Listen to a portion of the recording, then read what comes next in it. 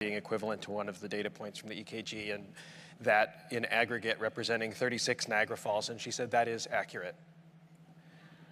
For those of you who are fact-checking along with Esther. We have one talk and one surprise left for the day. From the Massachusetts Institute of Technology and Vitality Health, David Rose.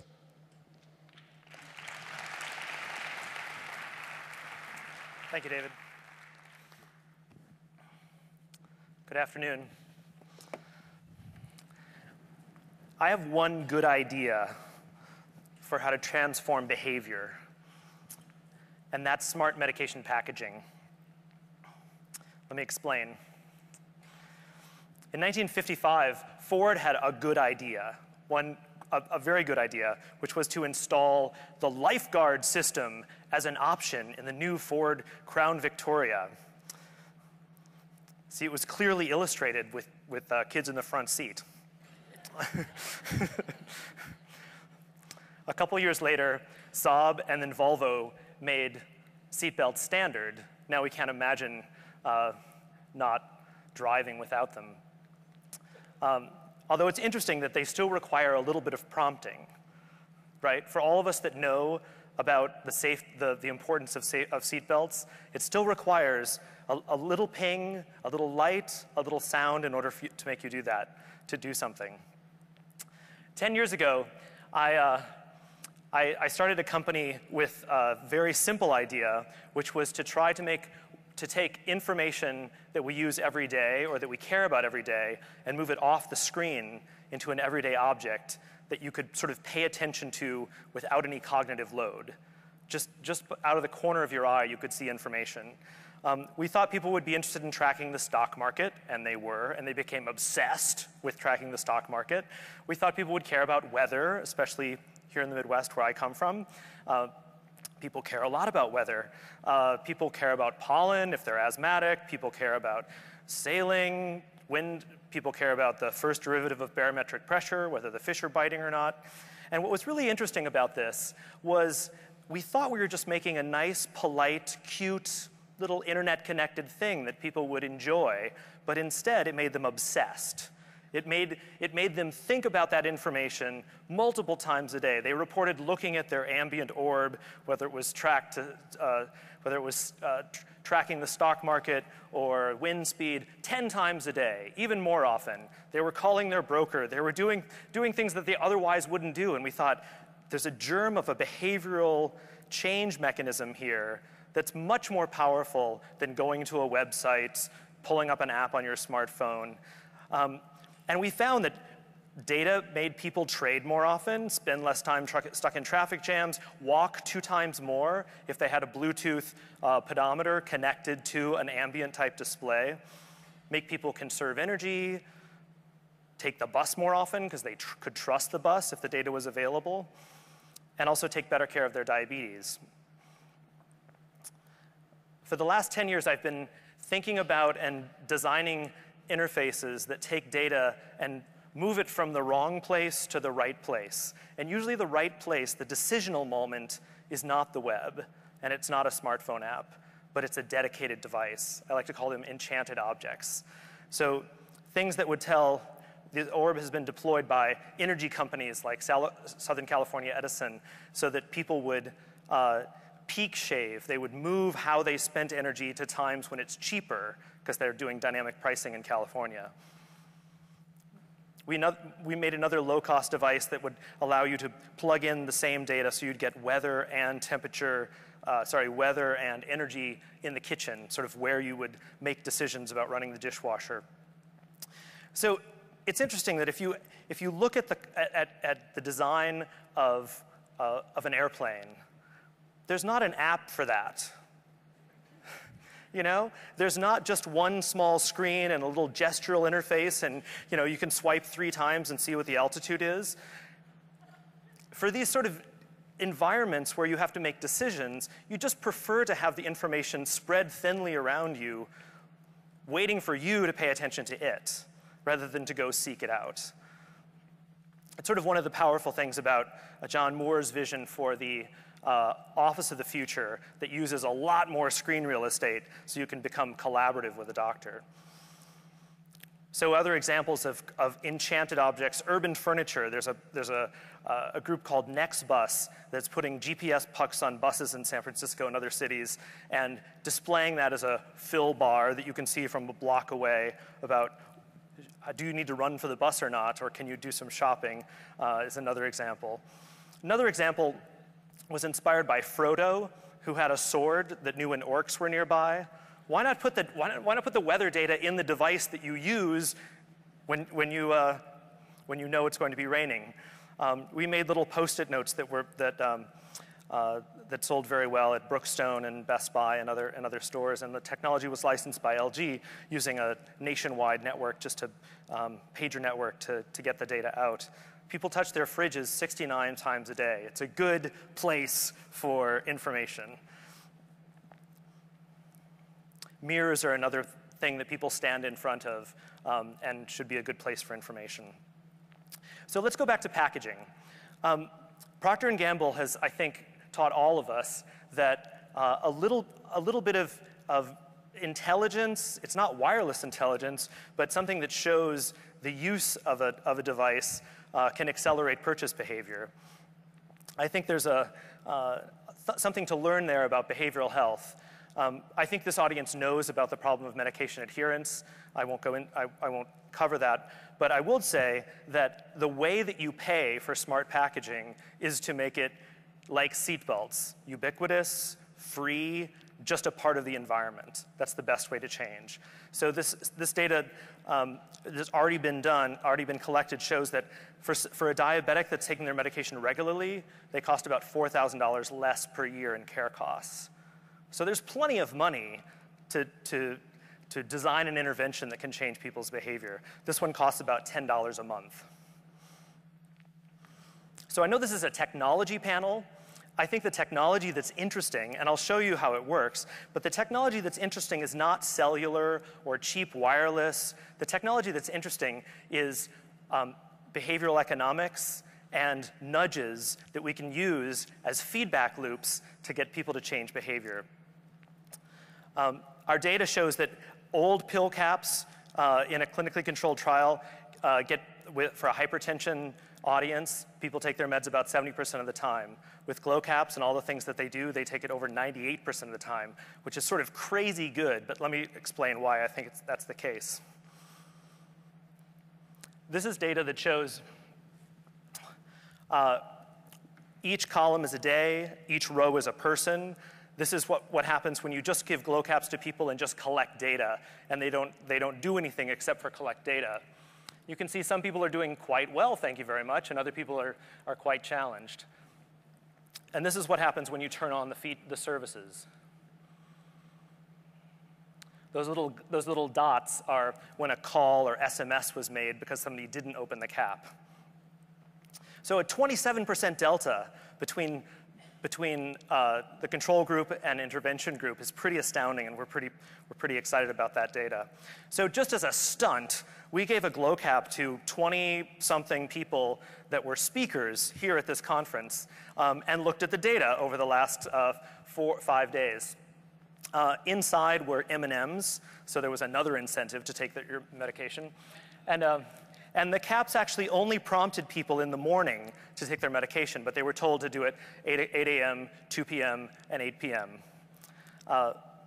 So you can see I've sort of anonymized the data, but I'm proud to announce that the 100% at the top, 100% adherence was Mrs. Q. So congratulations, Mrs. Q. But the other interesting pattern was the difference between the morning percent, 80% adherence, and the afternoon of 56% and the evening of 41%. You can see again missed, taken versus missed dose times. And there was a lot of double dosing behavior. A lot of late night double dosing behavior for all the speakers too. So the version of the product that the speakers got, you had to plug it into an Ethernet connection in the home. I just want to show you the new version of the product, which we're Manufacturing Now, which we did a deal with AT&T because we thought in order to make this like seatbelts, something that you could really give to anyone, it has to be really, really simple. So we avoided coupling the data, the glow cap to your smartphone or a Bluetooth interface with your computer or something else that would be complicated that would involve software or Wi-Fi. So instead, we designed this, which is a universal hub that talks to up to 10 caps or other things, other home health devices in the home. And the installation instructions are this. Do you know how to use a nightlight? Just plug it in. You plug this in, it finds the nearest cell phone tower, it sets up a two-way connection, and it starts talking to caps every minute and uploading data and downloading new dose time information. So I think I think that the technology innovation here is just sheer simplicity. Our vision is that this becomes standard medication packaging, that when you go into the pharmacy, you're just given your med in a glow cap for free. I think it needs that sort of simple business model in order to scale. And there's plenty of money because the pharmaceutical companies are making more money, the pharmacies are getting more traffic, and the health insurers are reducing their care costs. So behind the counter, each cap has a barcode scan that's associated with the RX scan, and that data is uploaded. Then at home, you plug in the nightlight. It has this escalation scheme that's polite, because I think living with something every day, it has to have gone to finishing school. Otherwise, you're throwing it out the window. So this politely pulses with light for an hour, and then if you haven't opened it, it plays cute little arpeggios. I went to St. Olaf College and sang in the choir, so I used a, dun dun dun dun dun as a reminder. And those arpeggios escalate in height every 5 minutes, so it gets a little bit more insistent. And then finally, your phone will ring, or a text message is sent out, whatever you like. If you look at the data, this is showing the percent of people that have taken the medication, and it's actually segmented by day of the week, because we were interested in day of the week versus weather versus gender versus all of the other ways you could slice the data. The control group is at the bottom, so after 2.5 hours, only 60% of the control group has taken the med, and over 90-something-5% of the intervention group. And you can see that weekends, people get up later. People take their meds, it takes longer for people to, and if you zoom in, you can see these little bumps that are represented by that black line, which is the average of all the other lines, which shows every time the arpeggio is played, you get some more new percent of people that are taking the medication. So then we send these nicely formatted emails, which importantly don't go to you, but they go to you and to a loved one you designate. So that sort of social dynamic is, I think, one of the things that makes the product useful, not just the reminders.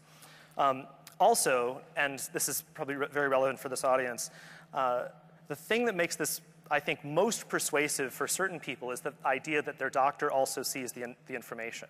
We don't want to cause liability or new work for the doctor, so we only do this once a month. But for many people, for many personality types, if you say, your doctor will also see the data so that they can make sure and treat you better, that's hugely motivational. It also has a push to refill button. So on the bottom, if you're out of meds or have questions about your meds, if you push this button, your home phone rings, and we can transfer to a pharmacist. So many people have studied non-adherence, what the issues are. We've tried to look at all of that literature and to design services that attack each of these: forgetfulness, education, social support, accountability to a doctor, refill coordination, and cost. Actually, we're working with Dan Ariely, who wrote Predictably Irrational, which is a wonderful book, where we're giving financial incentives to certain people where they get a health account, just sort of like your gym membership here at Mayo. If your adherence exceeds a threshold, we don't take money out of your account, which is more motivational than giving you money. And some of the most recent work with the company is to try to make a motivational map, which is almost like a personality test, where we ask people questions through multiple modalities, through the phone, through email, through a web survey, just a couple of questions at a time, and build up whether you're more susceptible to different persuasion techniques. You may be cost sensitive. Somebody else may be loosely organized and need more reminders. Somebody else may have close familial ties that we can leverage. So the system learns more about you and picks those interventions that are most persuasive. So we think of this, Tom talked about yesterday, about feedback loops. This is new feedback loops for yourself, for family members, for doctors, and to the pharmacy.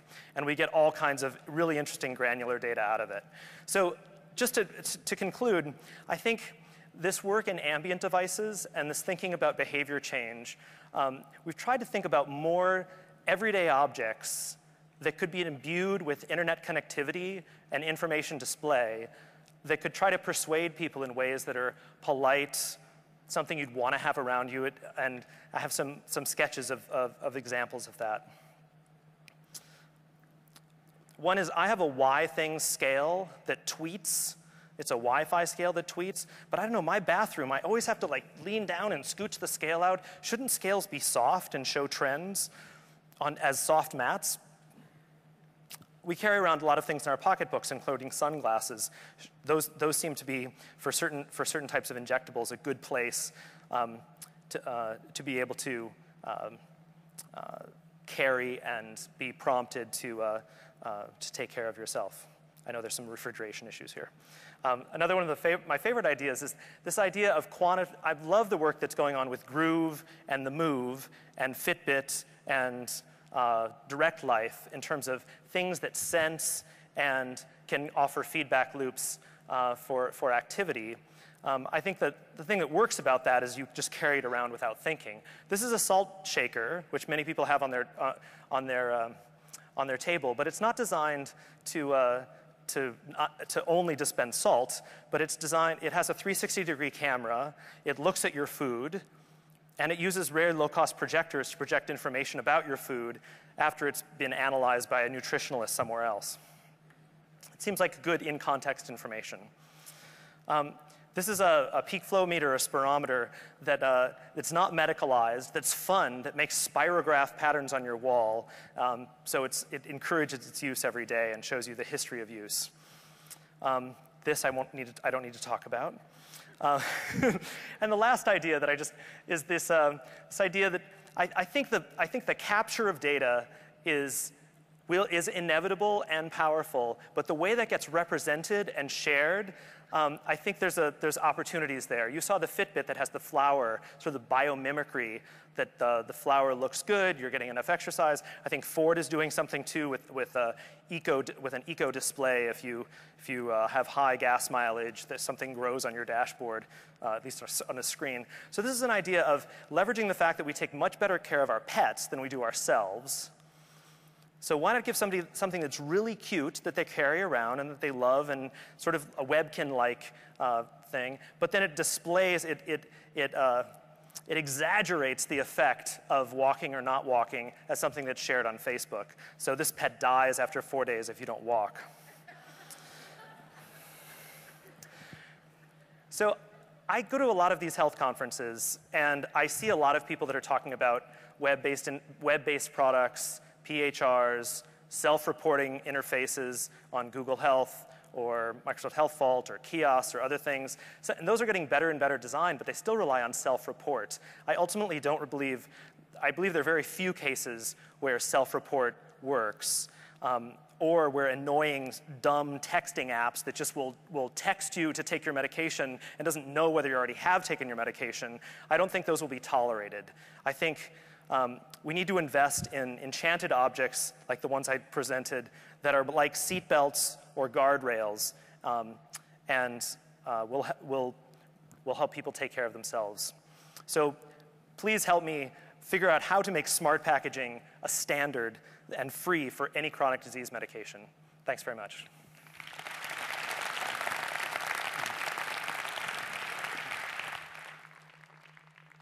That's great. Thank you. Thanks. Thank you, David.